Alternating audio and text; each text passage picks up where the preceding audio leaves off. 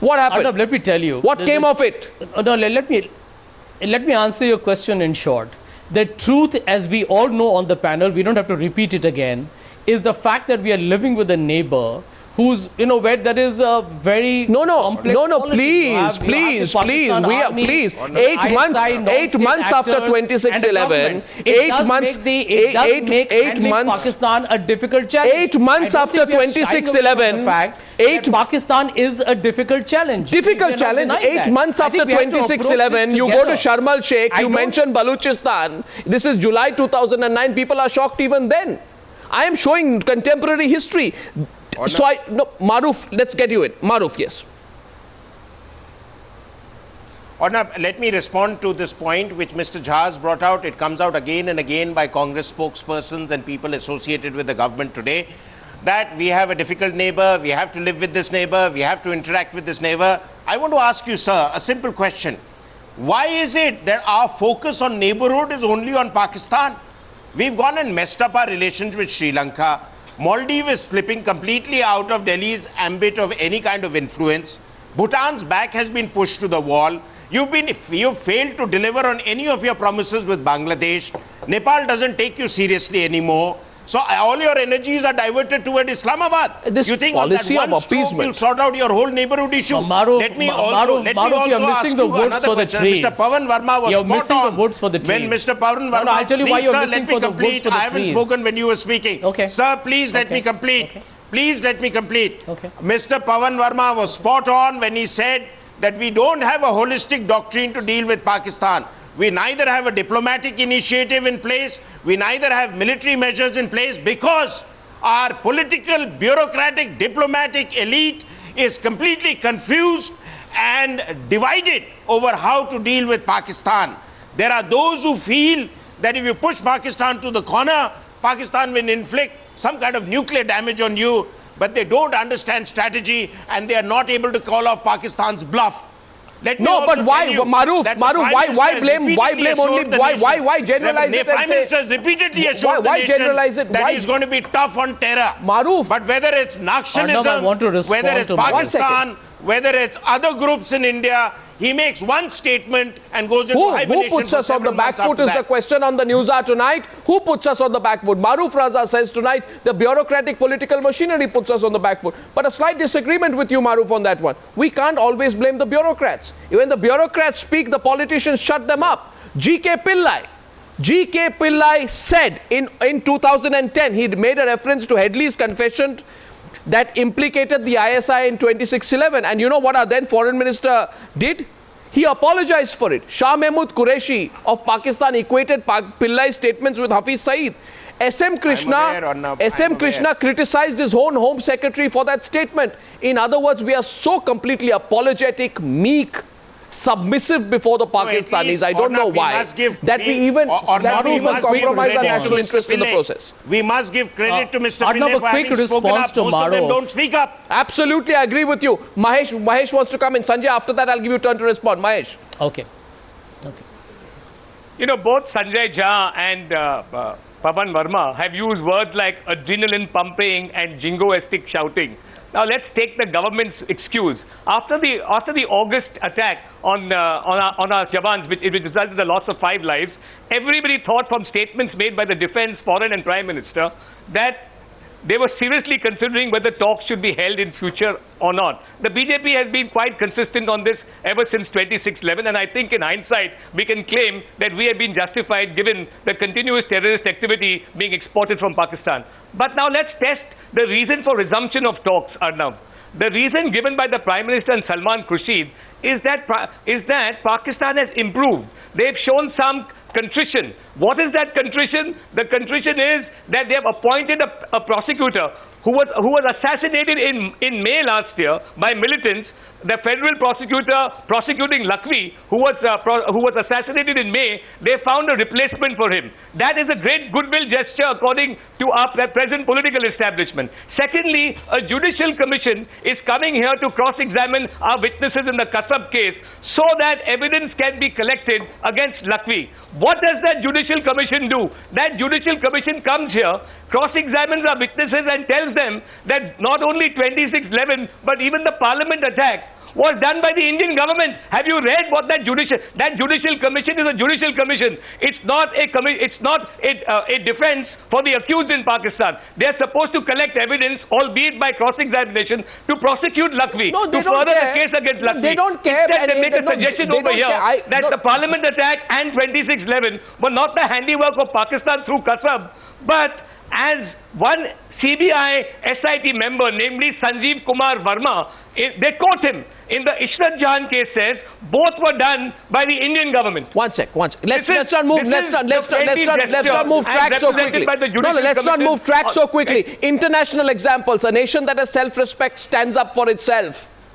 The country expects the Prime Minister to stand up for the country he represents. America called off talks with Russia over Edward Snowden. We have immeasurable faith. Rather, should I say tonight, the Prime Minister of India has deep, abiding, immeasurable, immovable faith in Pakistan. That talks with Pakistan are the only option. But for a moment, even calling off talks for a while is not a measure he's going to look at. Mustafa Kamal tonight, just look at it from the point of view of a nation that has been bleeding. Leave your political interests aside. Leave your standard positions aside. I know you have a lot of issues with the Indian army. Leave all of that aside. Speak to me tonight as an Indian. You don't feel hurt that a group of Pakistani... I am extremely hurt. I am extremely hurt and worried. As far as bleeding India is concerned, most of the bleeding has taken place in this unfortunate part of the country, which is called Jammu and Kashmir. I know your standard Mr. line. Honor, please remember, the path to peace is not paved with rose petals. Mr. Mustafa Kamal, are you one second, Mustafa Kamal. It is full of Mustafa obstacles. Kamal, 1 second. If you want Please to achieve don't, peace, please you don't. should be prepared Please to don't. overcome these obstacles. Mr. Mustafa Kamal, all that you are doing here today sound poetic about the path to peace. You seem almost embarrassed to admit that it were a group of Pakistanis sent by Pakistan. You yourself are making a dichotomy of Pakistan. Really? And what? Instead of trying to patch up, as a bigger neighbor, bigger brother, India, we must show patch up. What do you mean by patch up? And now that there is, what do you? 1 second, Mustafa Kamal. Mr. Mustafa Kamal. There is a new dispensation the problem with in Pakistan, elected by the people. Let us trust them. The problem with your party is that you don't even speak in one voice inside your own party. They don't count. And fact is, I'll remind you what your nephew said in August. Your nephew, 1 second. Your nephew said in August. Your nephew, Omar Abdullah, who is now dreadfully worried that this will derail the proposed dialogue, etc., etc. He made some generalized comments which don't amount to anything much. In August, he forgets that Omar Abdullah said, talk about the pot calling the kettle black. They, that is the Pakistanis, violate the ceasefire. They kill our soldiers. They behead our soldiers. And then they pass a resolution blaming us. So I say tonight to you, Mustafa Kamal, I don't want to share the blame. I am a victim of terrorism. India is a victim of terrorism. Pakistan is the progenitor of terrorism. And I don't know why tonight as an Indian politician, you hold a card here fighting for talks which only benefit Pakistan. When in August, you took a different position. And the only people you criticize all the time is the Indian army. It is not going to benefit. You have a Pakistan one-track mind only. against the Indian army. Even tonight, you will not stop cursing the Indian army. India, but you will not admit. You will not admit where the terror came from. The distress it is going through. No, you are trying to dodge the entire subject here tonight. It is mutually Pawan beneficial. Verma. No. Maruf. What is the alternative? What is the alternative? The alternative is that the alternative is elimination of Pakistan. No, of course not. Please don't. Please don't. Because Mr. Mustafa Kamal, Mr. Kamal, 1 minute. Mr. Kamal, this kind of you can't do Pakistan bashing. Mr. Mustafa Kamal, each and every program of Mr. Mustafa Kamal, when Mr. Mustafa Kamal, 1 minute. When Obama did not talk to Russia, he did not eliminate Russia. When the Brazilian president did not go to the US, she did not eliminate the US. There is something called positioning yourself in your national self-interest. which There is unfortunately no dispute politicians between the like two you, countries. which politicians like you who seem India to have a and vested Pakistan interest. is riddled with disputes. No, you, Mr. Mustafa Kamal, you're not even being practical tonight. Maruf wants to respond to you. Maruf, to Mustafa Kamal, please.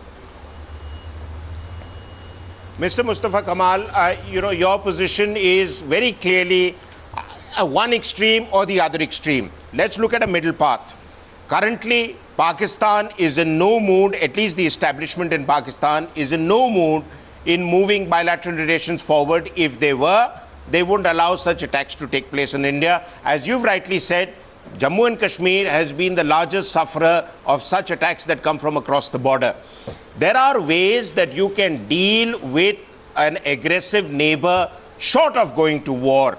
You want me to spell them out? You can put diplomatic squeeze on Pakistan. You can get the international community to put economic squeeze on Pakistan. You can even use UAV to target some of the terror camps to say you're not going to get away with allowing terror groups to operate from your area with impunity. We can hit them. You can get a price put on some of the terrorist leaders like Hafiz Saeed. The US has declared a bounty on their head. Why are we reluctant to declare a bounty on their head? You can put in other people in their society who, like the Israelis do, they don't suffer terrorist attacks lightly. And most importantly, we on our own front as a nation have to collectively get together and address the problem of terror, And there where would we have have to somehow develop a much greater coordination between the government and the people. Pawan Verma, to battle terror. and we are divided as a people on how to battle terror. How are we going to battle terror? It doesn't take any rocket science, Pawan Verma, to understand a simple point, Pawan Verma. It doesn't take any rocket science to understand, Mr. Verma. Please allow someone to speak here. Mr. Verma, Please. look at the timing. Mr. Verma, look at the timing. 1 second. I'll allow take a question. Make a point, otherwise I only hear Mr. you Verma, out now. take a question. The point is very simple. Mr. Our real problem is a perennially ad hoc policy. I agree with Maruf that we should give a fitting reply to the army and the ISI. That is the crux of the problem. In this process, if we can co-opt any constituency which helps our interest, furthers our interest, we should co-opt Mr. Verma, we are sacrificing our interest tonight by letting go of an opportunity. We are letting go of an opportunity here to expose Pakistan. I don't know, you people like you who have spent a lot of time in the bureaucracy like to tell us, let's do something process-driven, let's systematically have a structured dialogue, institutionalize it, talk at various levels, etc., etc. I say tonight, Mr. Verma, the most logical thing, the most logical thing to do tonight would have been for Dr. Manmohan Singh, when he goes to Washington, to make this the biggest single issue. To tell the Obama, to make it absolutely clear to Pakistan that our relationship with America is contingent on America putting pressure on Pakistan, which we are not doing. That could have been an option. I'm not saying we are not doing, and the reason Good point. we are not doing that. We have given away that opportunity. We could have told Obama that our relationship with you, our trade talks with you, everything is contingent on how much pressure you put on the Americans. You know what happened, and I like to say this. When the Brazilian president told Obama that I'm not going to come to you because you're spying on my country, Obama spent 20 minutes begging and pleading with her on the phone. Please don't do this. Because America likes the tough language. But we have forgotten to talk that tough language, haven't we? Mahesh Jethmalani and then General Sani. Yes, Arnab, you're absolutely right. There is no place for soft power as far as Pakistan is concerned.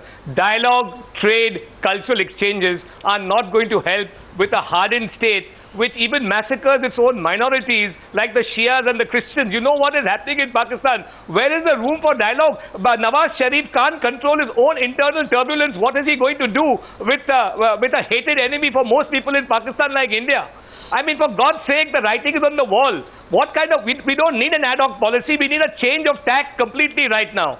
There's no scope now for getting Nobel Peace Prizes. All you are going to get right now is an Ig Nobel Prize for genuflection. That's all you are going to get. Don't expect a Dilma Rousseff moment from this Prime Minister, for God's sake. Well, I don't know. This is as one of our viewers just SMS me, Lalit SMSs me saying that India is the only country which we believe in the world which is submitting to terror blackmail. This is how people are going to look at it, General San. This is nothing but terror blackmail. And we are succumbing to it. I would like to say, Arnab, with all the rhetoric we have talked about, I think we are missing out on preparing for such things in future. I think today's response Correct. was again, That's the I would point. say, uncoordinated. I would say today that let's be prepared for such things, for heaven's sake. Let's have these contingency plans in place, and we should respond in a very systematic and hard fashion. Today, this talk of peace and this dialogue and this discussion somehow give me a feeling that all is well, all is not well. Because across the country, across the borders, there is a country which is preparing to destabilize us. And we should be prepared for it. We should have contingency plans in place. And they should automatically come into force. I mean, today in the morning at 6:30, a police station is attacked. Policemen are killed. Why didn't the alert go all over the state? How did we allow these characters to get into a bus? They didn't get into a helicopter, then leisurely move towards the army camp and attack. I mean, this sort of a thing gives me a feeling, what are we becoming? A banana republic? I am saying all this talk about peace and all this man of peace is making us look like fools. And ultimately, I think we owe an apology to the people who have been killed, because they should not have been killed. The point is that we allow such things to take place because we are ill prepared. Incident after incident, I find the discussions take place. I find lot of hoo-ha is made, and ultimately we are back to square one. We somehow give the people a feeling that we have got very benign neighbors across, and once we talk to them sweetly, all will fall into place. It will not fall into place. Remember, in Second World War, there was a prime minister in Great Britain who talked of peace. And you know what was the result of that, talk? So let's, heaven's sake, start facing the realities. We are in trouble.